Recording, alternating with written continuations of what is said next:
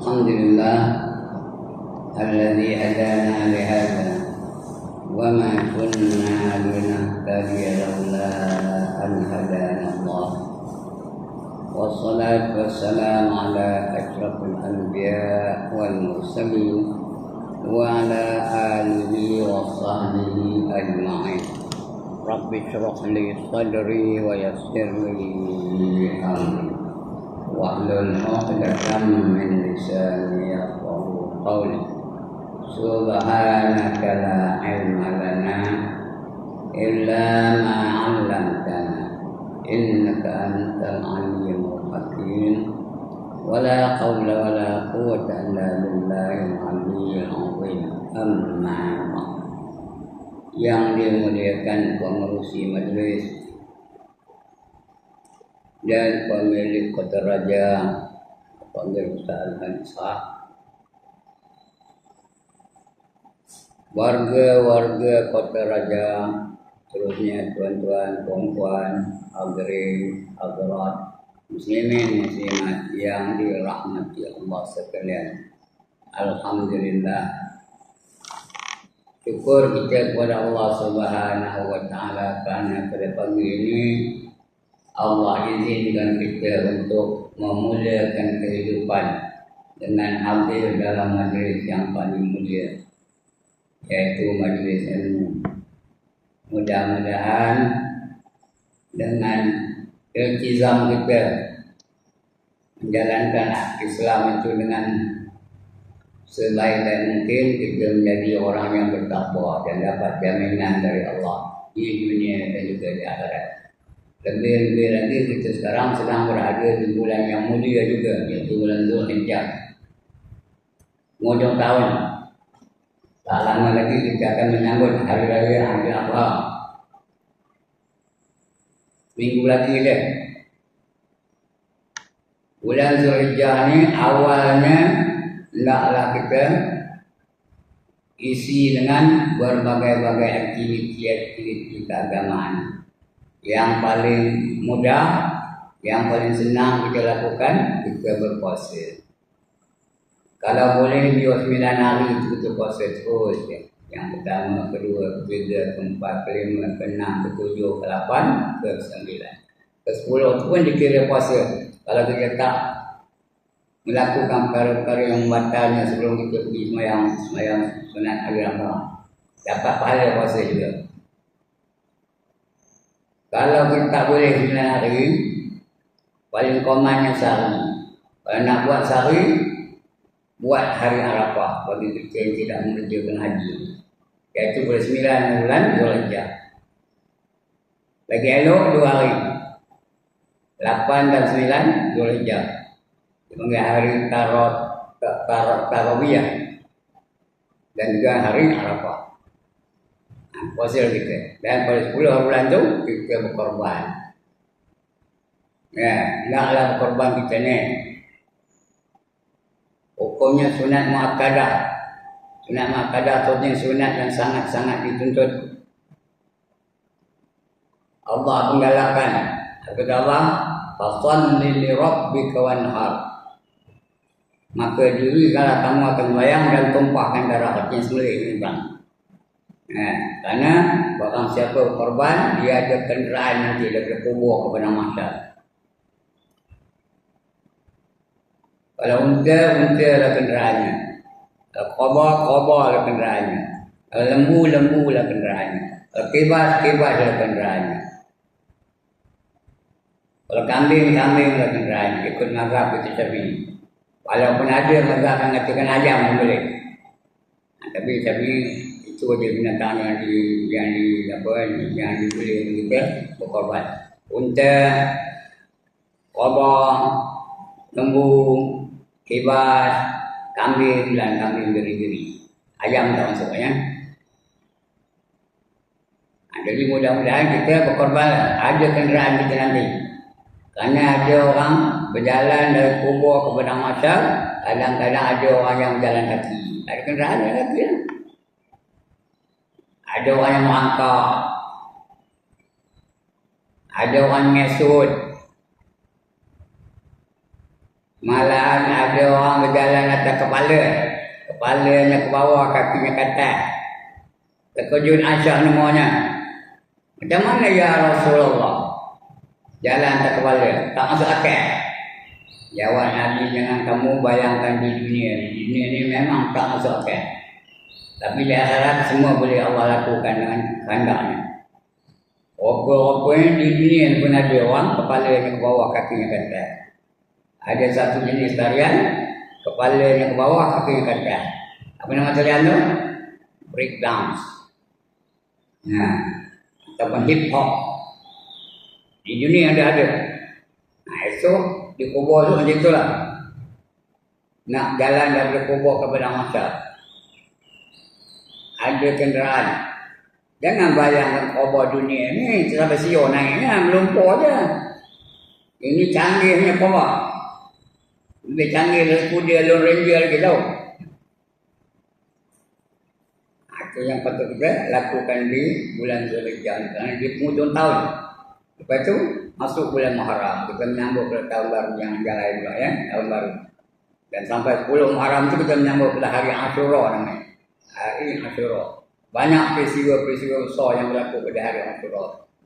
Di antaranya Allah isytiharkan pengampunan bagi tok kita Adam dan opah kita Hawa pada hari Ashura. Di antara yang lain, bahtera Nabi Nuh mendarat di Bukit Tudi juga pada 10 bulan Ashura, 10 bulan Muharram. Di antara yang lain, Nabi Musa lepas daripada tentera Firaun. Dan Firaun pula lemah, tenggelam di Laut Merah pada 10 bulan Muharram. Di antara yang lain, Nabi Isa diangkat ke langit setelah dikepung oleh orang Yahudi. Juga pada 10 bulan Muharram. Lalu Allah jadikan pengikut dia yang belut dengan dia. Namanya Yahuzah. Allah jadikan dia tu betul sebiji macam Nabi Isa. Suara sopa tinggi sama, kulit sama, apa cerahannya sama, keadaan apa semua sama sebiji macam tu. Siapa tak boleh bezakan. Orang kata orang ingat ini Isa. Lalu Yahudi pun mengatakan dia itu Isa. Lalu ditangkap, disalib. Disalib dan dibiarkan sampai kering lah. Lalu mereka menyangka mereka telah membunuh Nabi Isa AS. Padahal yang bunuhnya bukan Nabi Isa. Nabi Isa diangkat ke langit. Nabi Isa di langit. Langit berapa? Apa tahu? Langit berapa? Langit kedua bersama dengan Nabi Yahya. Itu juga berlaku pada 10 bulan Muharram, hari-hari Ashura. Selain daripada itu, Nabi Ayub sembuh penyakitnya juga 10 bulan Muharram. Selain daripada itu, Nabi Yaqub celik balik matanya setelah buta sekian lama. Kerana sedih, menangis, kalau keluar yang mata, menangis sampai buta. Kerana sedih. Dia tu kehilangan anaknya, iaitu Nabi Yusuf AS. Itulah perkara-perkara yang berlaku. Banyak lagi. Nak tahu buka kitab namanya Durratun Nasihat. Itu banyak peristiwa berlaku ya. Pada 10 bulan Muharram. Jadi hendaklah kita besarkan 10 bulan Muharram itu dengan berbagai-bagai bentuk ibadah. Nah, di antara yang saya ingatlah pakai celak. 10 bulan Muharram pakai celak ya. Lagi mandi sunat Ashura ya. Betul, luaskan perbelanjaan keluarga. Muliakan fakir miskin. Puasa hari itu 10 bulan Muharram itu. Anak-anak buka kitab namanya Durratun Nasihat. Mudah-mudahan kita memuliakan segala takwim-takwim yang bersejarah supaya kita dapat pahala. Banyak pahalanya dari sini itu. Baik, untuk pagi ini kita sambung pembacaan kita. Ya, kita masih lagi membicarakan tentang kemasyarakatan. Macam mana hubungan kita sesama manusia. Untuk pagi ini, tajuk kita ni ialah mencari rezeki yang halal. Aku sarankan apa kamu kan kita lain-lain. Kalau kita ini udah lama punya. Tentang yang memang kita baru. Ya, tajuknya mencari rezeki yang halal. Hukumnya wajib, ya. Nah, ya. Mencari rezeki biarlah yang halal semata-mata. Jangan dapat rezeki yang haram. Apa rezeki haram? Seperti rasuah, seperti biawak, makan benda-benda yang haram. Nah, biawak, uduk, tikui, katak, ya, kucing, anjing, babi dan sebagainya. Itu yang haram. Jangan yang haram. Dan juga yang syubhat. Jangan yang syubhat. Yang syubhat artinya yang samar-samar antara halal dan haram. Nak kata halal takut jadi najis. Nak kata haram benda kuat. Zat itu benda yang suci. Nah, jadi antara itulah kita ragu-ragu. Bila ragu-ragu apa kata Nabi? Da'ma jaribuka ila ma la yaribu. Tinggalkan yang meragukan kamu kepada sesuatu yang tidak meragukan kamu. Bila kita yakin itu halal, makan. Apa? Kalau tak yakin, orang warak dia tak makan. Itu orang warak. Ya. Tapi orang warak kena, bantai juga ya. Baik. Jadi kita kena cari yang halal saja kan. Dia halal semata-mata kerana anda diperintahkan untuk mencari rezeki. Kemudian diberikan kelebihan dari dan pahala yang banyak. Jika nilainya baik, itu baik, halal dan thayyibah, halal dan thayyibah. Ada pahala, kenyang pun dapat, sedap pun dapat, pahala pun dapat. Kerana kita dalam hidup ni tak lepas daripada 4 perkara. Kadang-kadang dapat nikmat. Bila dapat nikmat apa nak buat? Syukur.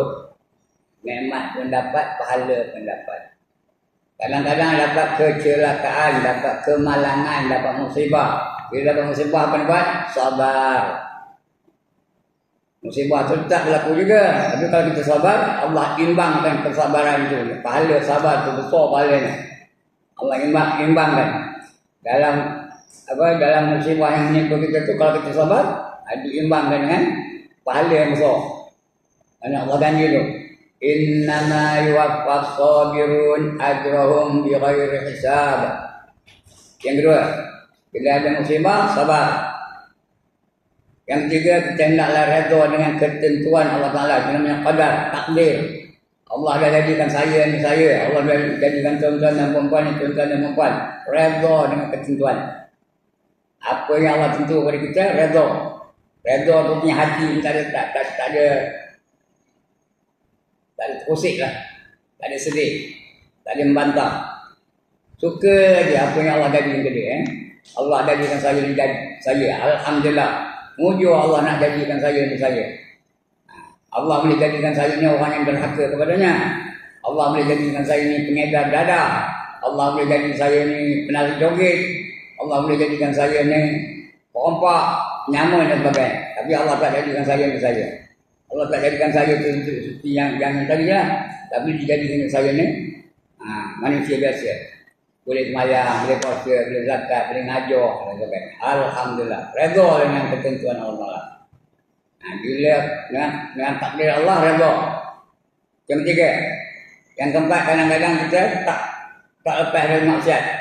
Ada juga dosa yang kita buat. Bila kita perbuat maksiat apa buat? Taubat.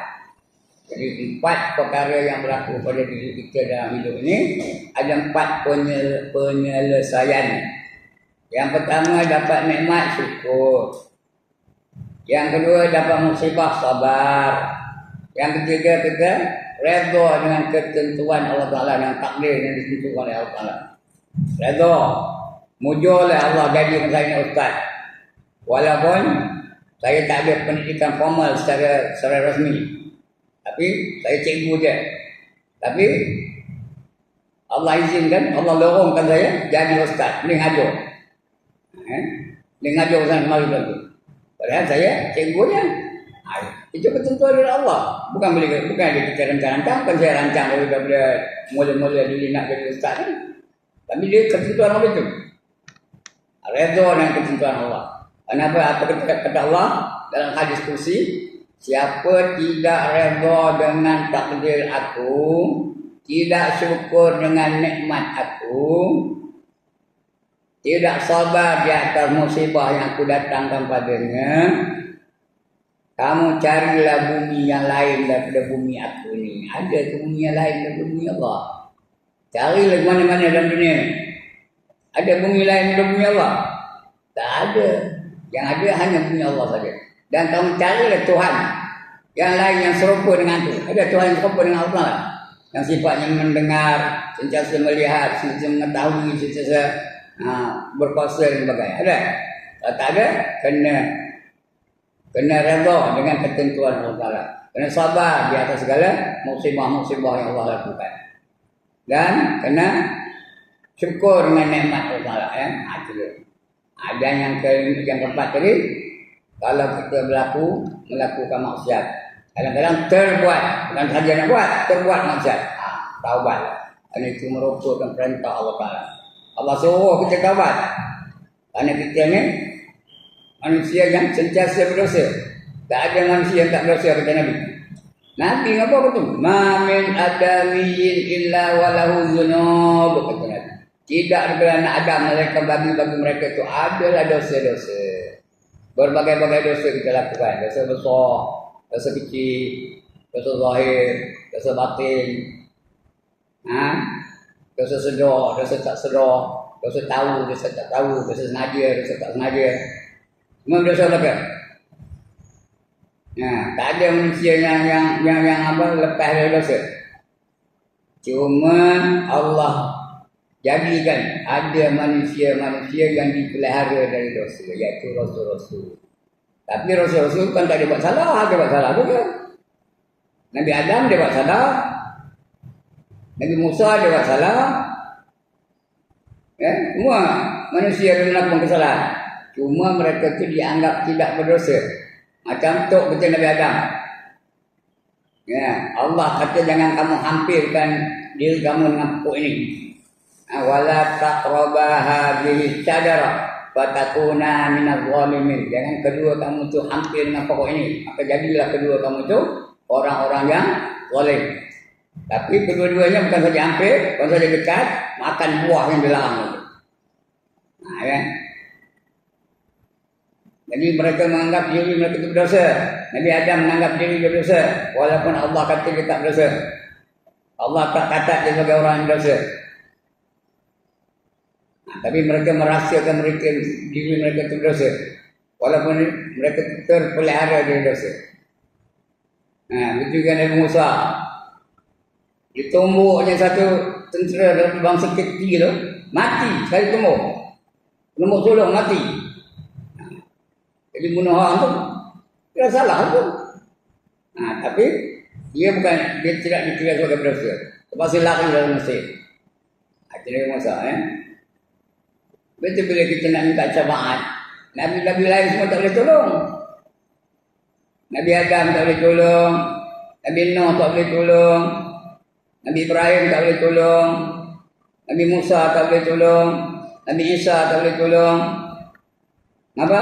Semua kata nafsi, kamu, aku tak boleh nak tolong kamu. Yang boleh tolong hanya Nabi kita Muhammad sallallahu alaihi wasallam. Kita dapat syafaat dari Nabi kita. Baik. Itu apa nama? Pasal dosa tu ya. Jadi Allah perintah kita suruh bertaubat bila buat dosa. Apa kata Allah? Ya ayyuhalladzina amanu tubu ila Allahi taubatan nasuha.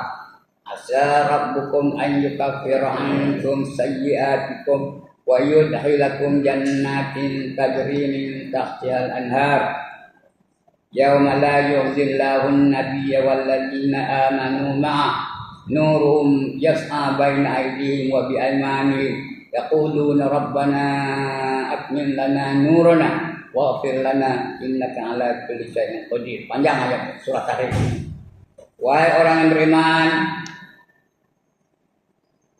taubatlah kamu kepada Allah dengan sebenar-benar taubat. sebenar-benar, namanya taubat nasuha.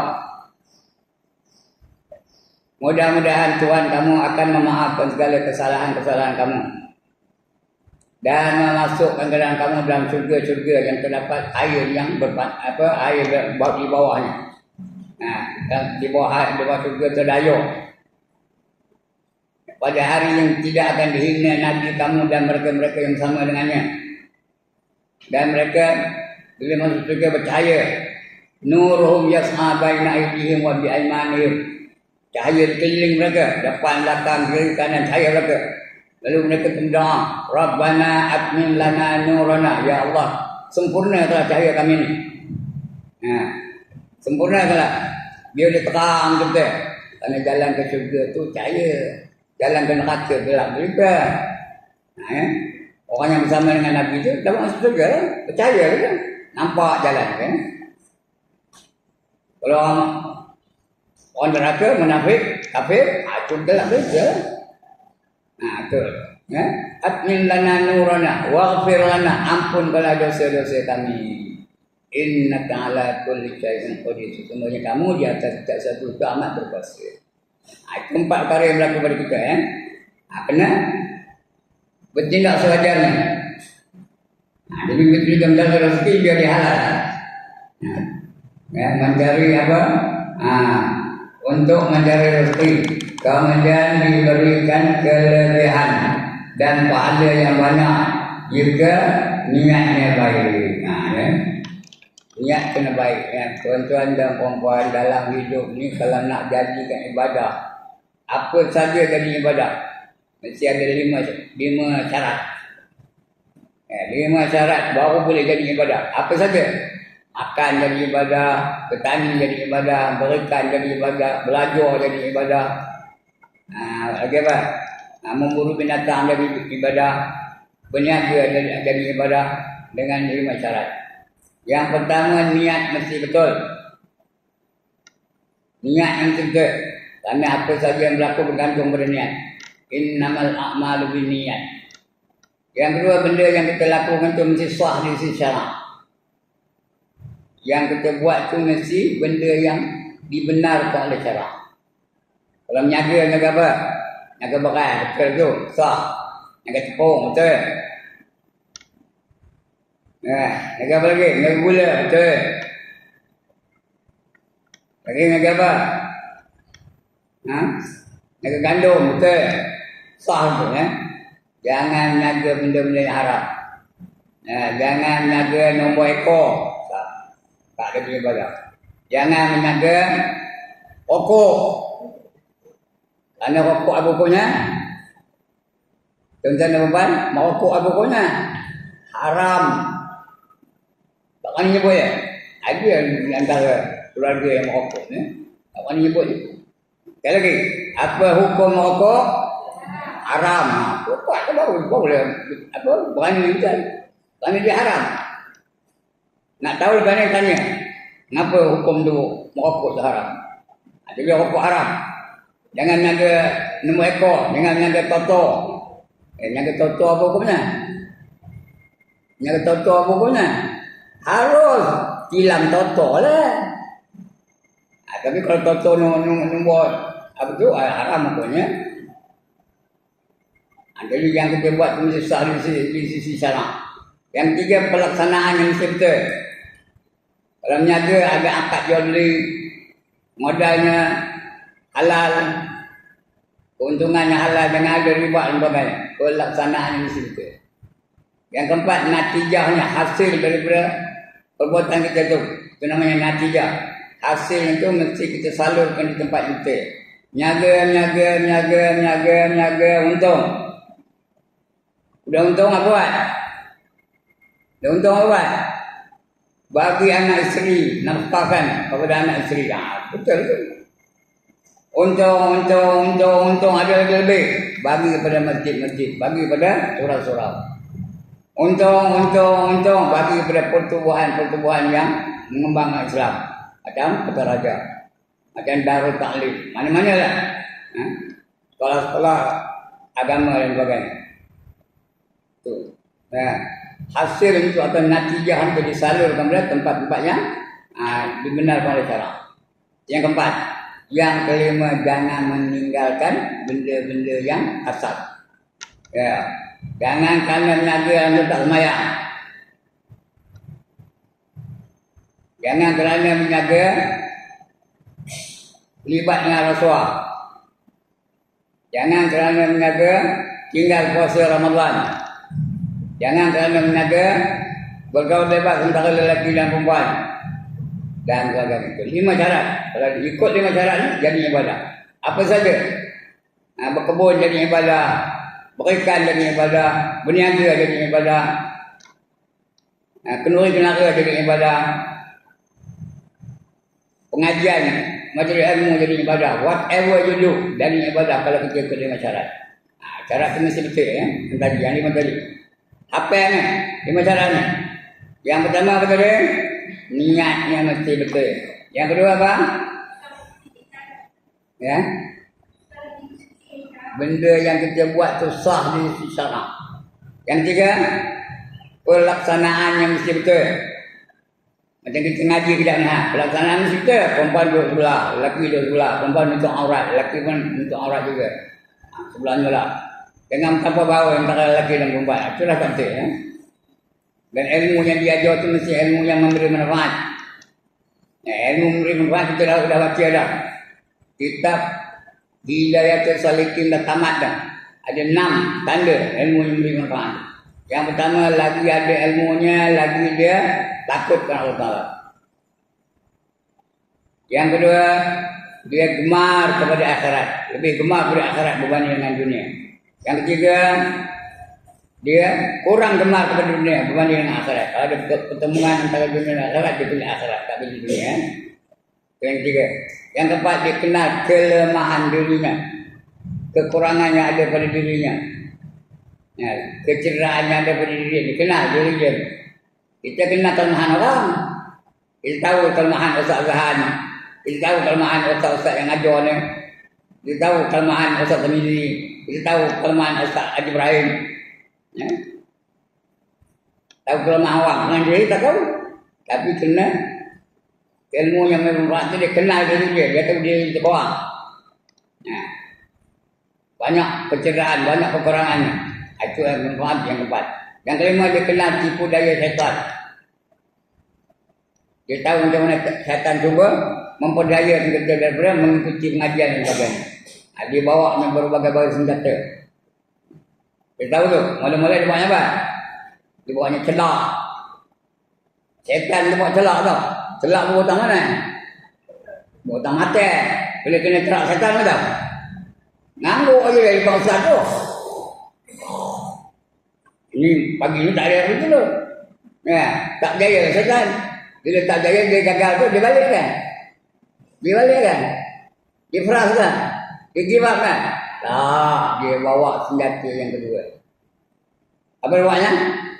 Dia bawanya gincu. Gincu bubuh tak mana? Bila betul mulut. Video. Video. Betul. Ambil kata-kata ni. Gincu bubutang video. Bila kena gincu setan, ustaz ngajar depan, dia ngajar belakang. Ustaz yang ngajar depan tu, tak usah hanya ngajar depan di sini, anu. Dia belakang ngajar je. Ini gelang ni boleh diwang kian. Itulah kena gincu setan. Tak juga berjaya. Kejap ni tak ada pun, tak ada orang sembang pun. Ya. Belum lagi. Tak lah. Tapi kalau tak berjaya, syaitan tu balik kan? Dah, dia bawanya senjata yang ketiga. Apa dah? Tongkat. Ini mujur duduk atas kursi ni. Tak apalah. Kalau atas lantai, disilam kan? Dia ketuk-ketuknya paha, dia ketuk-ketuknya lutut, dia ketuk-ketuknya bahu, dia ketuk-ketuknya pengkuk, dia ketuk-ketuknya lutut. Kali-kali tu. Itu yang ada silam tu, selemput, silam tu, kata-kata nak baring segan dah ustaz di depan. Sudahnya apa? Yang kat tangan. Minta izin nak keluar. Ustaz penganggur. Dia pun keluar. Ingat ustaz ni nak pergi sana. Rupanya dia keluar, pergi ke sana. Tak motor sana tu, disuruh punya motor tu bawa. Tak bunyi tau. Suruhnya sampai keluar pagar. Bila sampai keluar pagar, dia start terus balik. Itu bergaya setan. Itu ada tiga senjata lewat setan. Kerana kita tahu tipu daya setan. Yang kelima, yang keenam dia tahu perkara-perkara yang membatalkan pahala ibadah. Dia ilmu manfaat. Kalau ada dia beribadah, tak ada riak, ada ujub, ada takabur, tak ada pahala. Ada anda tak dosa. Dia tahu yang tu. Maknanya ilmu yang dia belajar tu ilmu manfaat. Ilmu yang kita belajar ni ada manfaat tak? Ada enam tanda ni yang kita belajar pagi ni. Ada tak enam tanda ni? Tak ada kan? Ada. Maknanya ilmu manfaat tak? Yang nak kita belajar ialah ilmu yang bermanfaat. Kerana ilmu tu ada tiga, tuan-tuan dan puan. Yang pertama ilmu yang bermanfaat. Yang kedua ilmu yang memberi mudarat. Membinasakan. Ada ilmu yang memberi mudarat? Ada. Ilmu apa? Ilmu sihir. Haram hukumnya. Kita belajar tu. Ilmu tarik menari. Mudarat. Ilmu apa? Ilmu mencuri. Benda yang berdosa. Benda berdosa mudarat kan? Di akhirat Rasul akan dia tajam balik semula. Dan dia akan dia masuk ke dalam neraka. Itu ilmu memberi mudarat. Yang tiga ilmu yang sia-sia. Buang masa je. Pahala apa tidak, dosa tidak. Tapi buang masa. Buang masa pun kira sebagai benda yang tak baik pun. Kerana Allah sangat penting kita mengendalikan masa. Tapi ada ilmu buang masa je. Tak ada apa faedah. Tak ada dapat keuntungan apa-apa. Tak ada dapat kemahiran apa-apa. Seperti apa? Seperti main congkak. Tahu main congkak? Dia tak pergi main congkak kan? Orang wanita tak pergi congkak. Saja ketinggalan minum. Seperti main dam. Apalah kemahiran main dam? Apa dapat main dam? Siapa suka main dam? Tangan. Orang suka main dam tu kerjanya apa? Menghina Pak Haji. Kalau belum naik haji kena makannya satu ke depan makanya. Udah naik haji, apa dah? Lompat-lompat makan, jauh makan, kiri makan, belakang makan, tamak benar Pak Haji kan? Itu orang suka main dam. Pak Haji ni pun pandai main dam tau. Dengan belajar sangat lah ya. Itu ilmu yang sia-sia. Bila sia-sia tak ada pahala, tak ada dosa. Mungkin masa kan. Bercakap yang sia-sia mungkin masa kan. Itu juga Allah larang kita cakap yang sia-sia. Nak cakap dia yang elok, yang baik dia.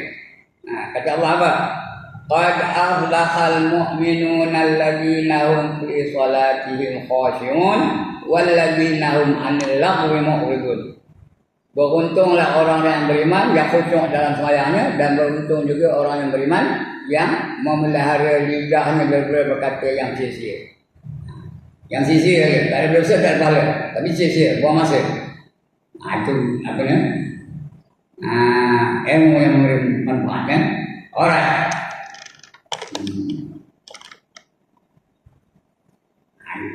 Kita baca lagi.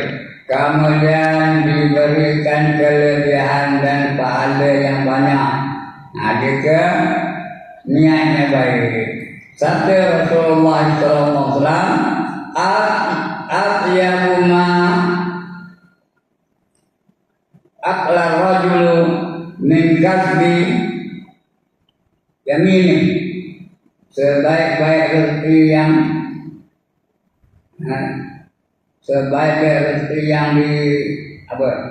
dimakan oleh seseorang ialah dari apa yang diusahakan oleh tangannya sendiri. Sebaik rezeki ialah bakal kita tanam sendiri. Tanam sendiri, makan buah-buahannya. Itu sebaik-baik. Karena dia tak ada campur dengan jual beli, tak ada campur dengan harta orang sebagainya. Kita tanam, terung makan terung tu. Dia makan timun, tanam timun, makan timun tu. Tanam royan, makan buah royan tu. Tanam hutan, makan hutan. Itulah sebaik-baik. Karena kita tanam dengan tangan kita sendiri. Itu kata Nabi kan, sebaik-baik rezeki yang dimakan oleh seseorang ialah dari apa yang diusahakan oleh tangannya sendiri. Dan satu lagi man amsa kalau min amalil halal amsa maghfura. Ya. Tahu nampak? Nampak? Mau pakai lain. Kau nampak bari nampak? Nah, man amsakalan min amali halal amsa maghfura. Mana kembali apa? Sesiapa yang merasa penat, kerana bekerja sehari suntuk untuk mencari rezeki yang halal, nescaya terampun segala dosanya. Kalau kita bekerja untuk rezeki yang halal, dosa diampunkan, rezeki pun dapat. Tanda rezeki itu ada berkat. Bila berkat rezeki itu, segala-gala yang kita lakukan semua yang benar kalau salah, rezeki yang berkat. Ada rezeki yang mata boleh melihat, tengok benda-benda yang halal saja. Hindarkan mata boleh melihat benda-benda yang haram. Jangan mata tu tengok perempuan yang halal. Jangan mata tu tengok lelaki dengan nafsu. Lelaki tengok lelaki tapi penuh nafsu. Tak boleh. Jangan mata tu tengok benda yang menjadikan orang tu malu. Kalau orang tu kaki untut, dia tengok tengok untut saja. Kalau orang tu korak, tengok tengok korak. Jangan. Benda yang malu kan dia dengan apa? Dengan dikumpulkan perhatian situ. Tu mata telinga mau juga. Nak dengar yang baik-baik aja. Dengar orang ngaji Quran, dengar orang berzikir, dengar orang selawat, dengar orang menyampaikan ilmu dan sebagainya. Jadi anggota yang tujuh itu berkat. Kalau rezeki itu datang dari makanan yang halal. Mata berkat, telinga berkat, lidah berkat, tangan berkat, kaki berkat, perut berkat, kemaluan pun berkat. Tujuh anggota tu, apa yang tujuh anggota ni? Kita semua ada anggota tu. Kena dipelihara daripada melakukan dosa. Kita kalau ngaji tasawuf itulah pelajaran yang pertama. Memelihara anggota yang tujuh daripada sebarang maksiat. Apa anggota tujuh tu? Yang pertama mata. Yang kedua, tak lupa penat ngajuannya. Yang kedua, telinga. Yang ketiga, ya Allah, seorang tak jawab. Yang ketiga, lidah. Yang keempat, apa ni? Ini apa? Tangan. Yang kelima, ini apa? Bawah tangan apa? Kaki. Yang keenam, ini apa? Menutup mulut apa? Perut. Yang ketujuh, antara dua paha kita apa? Kemaluan. Tujuh anggota itu. Itu Allah jadikan untuk kita beribadah kepadanya. Kalau berkat, itu jadi sumber pahala. Kalau tak berkat, itu juga tujuh anggota itu jadi sumber dosa. Sebab itu neraka ada tujuh. Tiap-tiap satu neraka itu untuk satu anggota.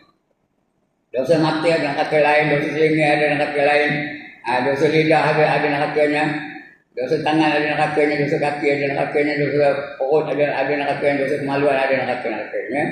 Kalau neraka tadi tujuh, surga ada berapa? 8. Jadi kalau kita wirid, Allahumma ajirna minan nar. Berapa kali? 7 kali. Kenapa 7 kali? Minta pelihara dari neraka yang 7 tu. 7 kali. Allahumma ajirna minan nar. Allahumma ajirna minan nar. Allahumma ajirna minan nar. 7 kali ya. Ya Allah, jauhkan aku dari neraka Jahannam. Jauhkan aku dari neraka Jahim. Jauhkan aku dari neraka Saqar. jauhkanlah aku dari neraka sa'ir, jauhkanlah aku dari neraka Hutamah, jauhkanlah aku dari neraka Hawiyah, dan jauhkanlah aku dari neraka Lazza. Tujuh neraka. Jadi kena pelihara tujuh anggota tu dalam melakukan dosa. Kerana yang boleh dosa itu je tujuh anggota dia, yang lain tak dosa. Leher tak dosa, yang dosa tangan buka leher tu, yang dosa. Pusat tak dosa, yang dosa tangan mengeluarkan pusat. Lutut tak dosa, yang dosa tangan mengeluarkan lutut. Tujuh anggota yang dia buat dosa. Mata, telinga, lidah, tangan, kaki, perut dan kemaluan. Jaga baiknya. Baik. Kemudian aku kata apa pengarang dunia. Siapa yang merasa penat kerana bekerja sehari suntuk untuk mencari rezeki yang halal, nescaya terampun segala dosanya. Oleh itu, sebaiknya yang bagusnya seseorang yang mencari rezeki itu menyimpannya untuk memelihara agamanya. Kita bagi rezeki tengok agama. Ada seorang baru lagi tanya kepada saya. Dia dapat satu kerja. Dia dapat satu pekerjaan yang baik lah. Jadi manager. Menjaga satu kedai. Tapi dalam kedai arak, dia jual arak. Jangan hukumnya ustaz tanya. Dia imam tu. Dia imam tu sempat. Satu surau. Jangan hukumnya ada. Kata saja kalau betul ada arak tu minta kita jual, kita sama-sama kerjasama. Jangan. Haram maksudnya. Gaji yang kamu terima tu bercampur dengan haram. Jangan. Dia suatu halal. Karena menuntut yang halal itu adalah wajib. Atau macam mana ustaz? Gaji mahal? Lantak gaji 100,000 macam tu. Yang haram tetap haram. Ya kau ustaz? Yang haram aku ya. Bagus lagi ni. Dan minggu sudah. Tanya apa? Allah perintahkan. Wa ta'awanu 'alal birri wat taqwa wa la ta'awanu 'alal ismi wal 'udwan. Ya, wa la ta'awanu 'alal ismi wal 'udwan. Apa artinya? Bertolong bantulah kamu ke arah perkara-perkara baik dan ke arah ketakwaan. Dan jangan kamu bertolong bantu ke arah benda-benda maksiat dan juga benda-benda yang mendatangkan permusuhan. Benda maksiat jangan bertolong bantu, jangan kerjasama. Yang makruh pun jangan kerjasama. Yang haram jangan kerjasama. Nak kerjasama biar yang sunat, yang wajib. Itu dia. Nama tu nampaknya dia terima lah. Lepas tu tak dia terima, dia tak doakan tu. Tak kenal dia pun. Jadi menuntut dia yang halal. Jangan yang haram. Kalau menuntut yang halal, dapat pahala. Berkat saja. Rezeki itu berkat. Dengan rezeki itu dapat tenaga itu kita gunakan di jalan Allah. Dengan rezeki itu dapat melihat tu apa yang kita tengok tu di jalan Allah. Dengan rezeki yang kita terima tu, dengan berdialog itu mendengar benda-benda yang baik-baik saja dan sebagainya. Itu dapat ampunan dari Allah, dari dosa ya. Terampun segala dosanya. Oleh itu sebaiknya seseorang yang mencari rezeki itu menyimpan niat untuk memelihara agamanya. Apa itu kita didatangkan 5 hukum? Apa 5 hukumnya? Wajib, haram, sunat, makruh, harus. Yang wajib jangan tinggal, buat semua. Yang haram jangan buat, tinggal semua. Yang sunat buat sebanyak-banyak yang mampu. Jangan juri video dengan sunat. Allah sunat kau wajib. Buat. Kerana buat yang sunat-sunat tu mendatangkan makam di sisi Allah Ta'ala. Allah bagi pangkat. Nak kata nak pangkat di sisi Allah tu. Tapi tak nak kenal. Pangkatnya apa? Al-Muflatun, orang yang dapat keuntungan. Al-Faizun, orang yang dapat kejayaan. Al-Abrar, orang yang sentiasa berbakti, berkhidmat. Ashabul Yamin, golongan kanan. Al-Muqarrabin, orang yang hampir dengan Allah Ta'ala. Tak nak kata kata. Kalau nak pangkat, banyak buat yang sunat-sunat. Yang wajib mesti buat, tak ada pilihan, jangan buat. Yang sunat-sunat Allah bagi berkat, bagi pangkat. Bagi kedudukan yang tinggi. Kalau buat yang sunat-sunat. Jangan juga yang video yang sunat. Ramai yang begitu, benar bukan sini lah, berlain. Nah, contohnya sembahyang qabliyah maghrib. Sikit ramai yang banyak sembahyang. Diri di belakang tu. Orang lain sembahyang dia diri dia. Nah, punya lebih bingung. Kalau dia sembahyang tak ada letih diri tu letih tu. Nunggu orang lain sembahyang. Padahal kalau dia sembahyang ada rukuk, ada i'tidal, ada sujud, ada duduk antara sujud, tak ada letih diri. Ini dah, dia diri yang itu. Punya bingung, bang, pengin, tolong. Nah, buat yang senang-senang tu. Macam benda-benda yang saya cakap tadi. Banyak puasa sebenarnya. Nah, kerana dalam sunat dia dapat darjat di sisi Allah SWT. Itu juga yang haram, jangan buat yang haram. Kerana haram penting berdosa. Berdosa kalau Tuhan tak ampunkan, masuk neraka. Tak benar? Yang haram-haram tu. Walaupun ada sedikit. Jangan berani-berani melakukan dosa kecil. Kerana dosa kecil itu boleh tak boleh jadi dosa besar. Tuan-tuan dan puan, boleh ke tak boleh dosa kecil jadi dosa besar? Boleh. Dosa kecil boleh jadi dosa besar. Ya? Dengan enam syarat atau 6 keadaan. Dosa kecil boleh jadi dosa besar dengan 6 sebab. Yang pertama, merengang-rengangkan dosa kecil. Allah rezeki adanya dosa besar.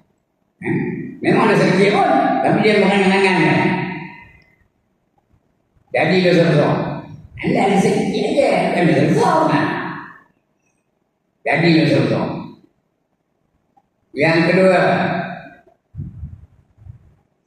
tak ada rasa takut melakukan dosa kecil kerana dia banyak ibadahnya. Apa kan bukan dosa kecil aja, nanti apa dengan tahajud dengan hilang dosa tu. Tak hilang. Jadi dosa besar. Bila dosa besar tak hilang. Kerana dia rasa tidak takut kerana dia banyak ibadah. Yang kedua. Yang ketiga, bermegah-megah dan berbangga melakukan dosa kecil. Bermegah-megah dan berbangga-bangga melakukan dosa kecil. Tak apa orang, ada rasa hati tu. Rasa dia, oh tengok aku ni. Udah umur 82 tahun. Ya ke tak? Orang cakap umur 82 tahun. Pakai low pendek ni. Naik sikap pakai low pendek tu. Bersiap tu. Dosa kecil tu. Tapi kalau dia bangga melakukannya, jadi dosa besar. Nak apa dia? Nak apa dosa kecil tu? Kena taubat nasuha. Taubat betul dengan cara-caranya. Yang ketiga. Yang ketiga. Yang keempat. Dosa kecil boleh jadi dosa kalau melakukannya dengan istiqamah. Apa itu istiqamah? Berterusan. Jadi dosa besar. Asal keluar kalau pendek. Asal nyemuk kain apa? Tentang lagi apa anda buat. Jadi dosa besar. Istiqamah. Asal makan tangan kiri. Dosa kecil tu. Makan tangan kiri tu dosa kecil. Atau makruh pun. Hanya makan jalan. Jadi dosa besar. Istiqamah melakukannya. Itu yang keempat. Yang kelima. Menunjuk-nunjuk kepada orang. Dia melakukan dosa kecil. Contohnya, nunjuk kepada orang. Contohnya, saya ada oleh mama semula. Saya ni, tangkap gambar sendiri, pakai handphone. Gelarnya apa? Tangkap gambar sendiri menggunakan handphone tu gelarnya apa? Selfie. Tahu selfie? Ya Allah, dia tak tahu. Handphone ada. Boleh tangkap gambar sendiri tu. Pakai selfie. Pakai zoom pendek. Betul? Masuk dalam Facebook. Gambar pakai zoom pendek itu masuk dalam Facebook. Masuk dalam TikTok. Masuk dalam Instagram. Masuk dalam apa? Messenger. Masuk dalam Telegram. Macam-macam lah. Itu viral kan? Orang pun menengok. Saya friend Facebook saja 5,000. Jadi 5,000 nengok. Saya pakai berapa ni? Apa ketika itu dosa kecil kan dosa besar tuan-tuan dan puan. Dosa besar. Kena taubat betul dengan syarat-syaratnya. Kalau dosa besar. Kalau dosa kecil dia hapus dia dengan apa? Dengan ibadah, dengan ambil wuduk, dengan semayang, dengan sedekah, dengan selawat, dengan zikir, dengan habis hapus itu je. Tapi bila dah jadi dosa besar, kena taubat nasuha dengan syarat-syarat. Apa taubatnya? Apa syaratnya? Yang pertama menyesal. Menyesal betul, kan? Tanda orang menyesal tu dia menangis. Tapi bukan semua orang menangis tu menyesal, bukan semua orang menyesal tu menangis. Tapi itu yang perang, yang kita faham betul. Menyesal betul. Menyesal tu dah mati ya. Yang kedua meninggalkan maksiat itu. Cara yang kedua, jangan buat lagi benda yang dia dah buat. Jangan cuma kain di tanda dia lagi. Tinggalkan maksiat itu. Jangan keluar pasal pendek lagi. Jangan merokok lagi. Rokok tu dah kecil tau. Jangan merokok. Itu tinggalkan maksiat itu. Yang ketiga, berazam, bertekad tidak melakukan dosa itu lagi. Azam, aku tak nak buat lagi. Itu 3 syarat. Itu kalau ada dosa dengan Allah, dosa dengan Allah itu 3 syarat. Tapi kalau ada dosa dengan manusia, kena selesaikan dengan manusia, kena selesaikan dengan manusia. Hak manusia terhadap manusia ada 4. Dengar dulu. Hak manusia terhadap manusia ada 4. Kena selesaikan 4 perkara ini. Yang pertama maruahnya. Maruah tu bahasa kita. Cakap Melayu ni maruah. Nak kemudah drop water face. Jatuh kayu muka orang tu. Kan? Itu hak dia tu. Kita kena minta maaf dengan dia. Kita ngata dia tu gemuk di lempul. Kita ngata dia tu kurus kering. Kita ngata dia tu hitam legam. Kita ngata dia tu cacat anggota butir lah. Lumpuh lah. Urap lah. Kena minta maaf dengan dia. Kerana kita telah menjatuhkan maruahnya. Hak manusia lagi kepada manusia yang lain, agamanya. Jaga. Orang pas jaga elok. Jangan suka mengkafirkan orang lain. Jangan sewenang-wenangnya menyesat orang lain. Jangan sewenang-wenangnya memunafik orang lain. Kerana kalau dia bukan munafik, apa jadi? Kemunafikan tu kembali kepada dia. Dia melantun balik kepada kita. Jangan sekali-kali begitu. Kan? Jangan ada perangai takfir namanya. Takfir itu mengkafirkan orang lain. Lain semua dikafir orang belakang. Jangan. Kerana Nabi pernah kata, man qala li akhihi ya kafir faqad ba'a ahaduhuma. Barang siapa menyeru sahabatnya yang kata wahai kafir, maka jatuhlah kekufuran itu kepada salah seorang daripada 2 perkara itu. Orang yang melawan tu, atau orang melawan tu, atau orang yang kena lawan. Kalau orang yang kena lawan tu betul kafir, tak ada apa-apa lah. Dia memang betul kafir. Tapi kalau dia bukan kafir, kalau dia orang beriman, dia orang semayang, dia nutup aurat dan sebagainya, dia baca Quran, dia beriman dengan Allah lah, maka jatuh kekufuran kepada yang memanggil di si kafir. Jangan manggil orang si kafir, jangan. Man qala li akhihi ya kafir, siapa menyeru sahabatnya wahai kafir, faqad ba'a, maka jatuhlah kekufuran itu. Ahaduhuma, atas salah seorang daripada mereka. Sama ada yang menyeru ataupun yang kena seru. Kalau yang kena seru itu betul kafir, kafir lah, tak ada apa-apa. Sebab itu dalam hadis lain, apa kata Nabi? Siapa tidak mengkafirkan orang kafir, maka dia adalah kafir. Man lam yakfur kafiran wa huwa kafirun. Kalau orang tu betul kafir, kita nak kata dia kafir. Jangan kata dia bukan kafir. Jangan kata dia orang beriman, tak ada. Kita tahu dia tu memang kafir. Jangan kata dia beriman. Kalau kita kata dia beriman, kita pula jadi kafir.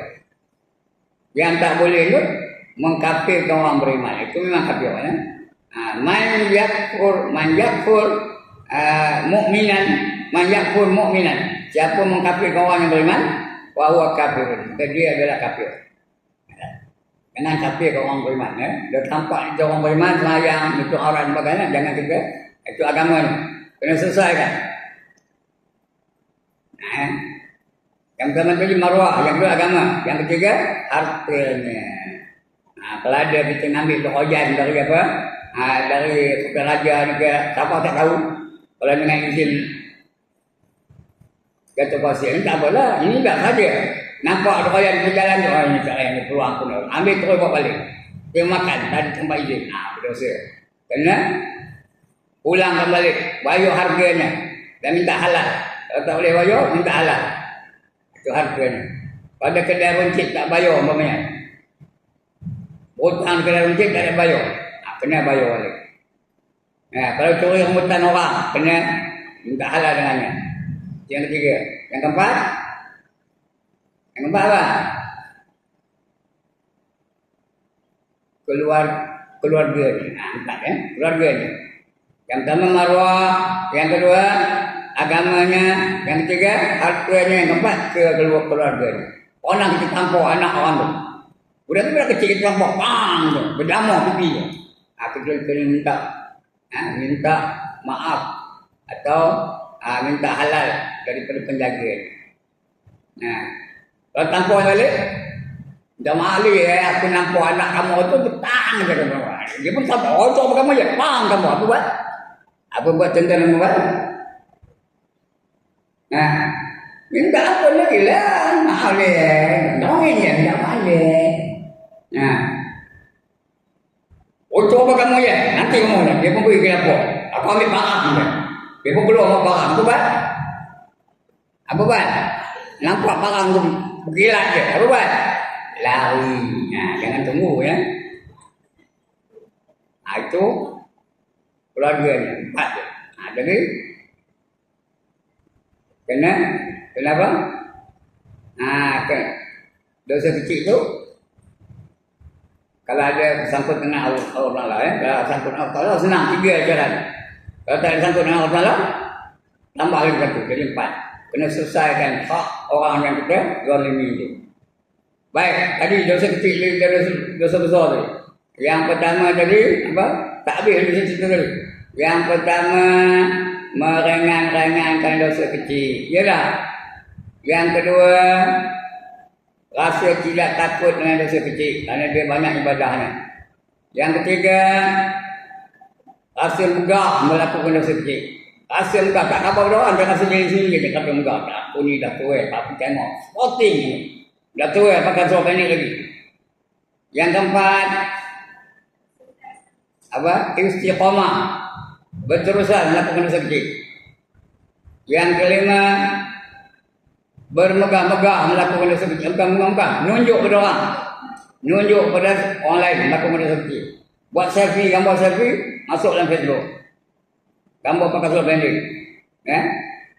Buat gambar seluar apa ni? Sekarang ni dah ada apa? Dalam WhatsApp tu kan ada apa namanya? Magic swap. Ada gambar orang tak todong dan sebagainya. Dia pun ambil gambar tu masuk dalam Facebook. Orang ingat gambar dia, rupanya bukan dia punya. Itu besar-besar ya. Kerana menunjuk pada orang. Dan yang kelima, akhir sekali, kalau dosa kecil itu dilakukan oleh orang-orang yang ada pengaruh, yang jadi ikutan orang ramai. 6 tadi, 5 tadi ya, 6 ya, yang ke-6. Kalau dosa kecil itu dilakukan oleh orang-orang yang ada pengaruh pada orang ramai, jadi ikutan orang. Jadi dia dosa besar. Tuan-tuan dan puan-puan, kalau Ustaz Ibrahim pakai seluar pendek, dosa kecil ke dosa besar? Dosa besar. Orang lain dosa kecil. Tapi Ustaz Ibrahim kenapa dosa besar?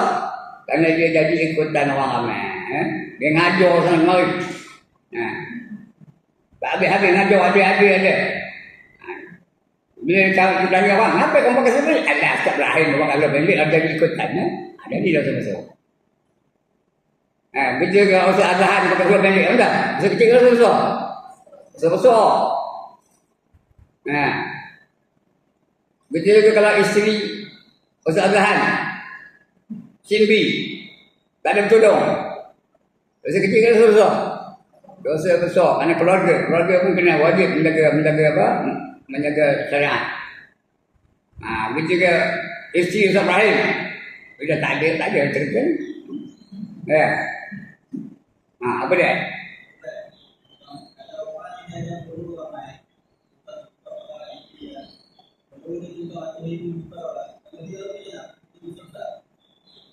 Kalau dia TikTok,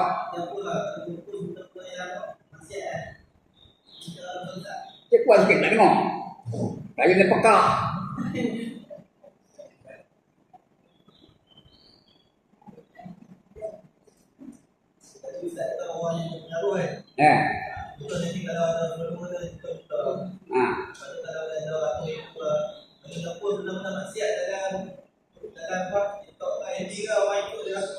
Dia siapa? Dia tahu dia tu maksiat, jangan post dalam apa tu. Jangan share. Walaupun dia ustaz. Ustaz tak dosa kan? Orang biasa kan tu dosa. Ya. Jangan post benda-benda yang maksiat, benda-benda yang berdosa tu. Jangan post. Jangan saja print gambarnya. Orang lain print tak lain cerita. Jangan kita saja print gambar orang tak tudung. Jangan saja print gambar orang yang mendedahkan aurat dan sebagainya. Dalam TikTok ke, dalam Instagram ke, dalam Facebook ke apa ya. Dalam viral ni ya. Itu. Okey. Itu 6 sebab dosa kecil boleh jadi dosa besar. InsyaAllah lepas ini kita akan baca peringatan yang penting. Kerana masa dah cukup. Amarah Ustaz Syakir lah. Masih dah cukup. Dah ada ke belum? Dah ada? Okey. Dah ada. Sekian dulu. Ada masalah? Mudah-mudahan tak ada lah. Sekian dulu. Ampun maaf. Mudah-mudahan dapat bermanfaat apa yang kita lakukan, apa yang kita baca pada pagi ini. Dapat kita amalkan. Yang penting diamalkan. Jangan saja-saja. Mesti diamalkan. Baik, sekian dulu aku qauli hadza.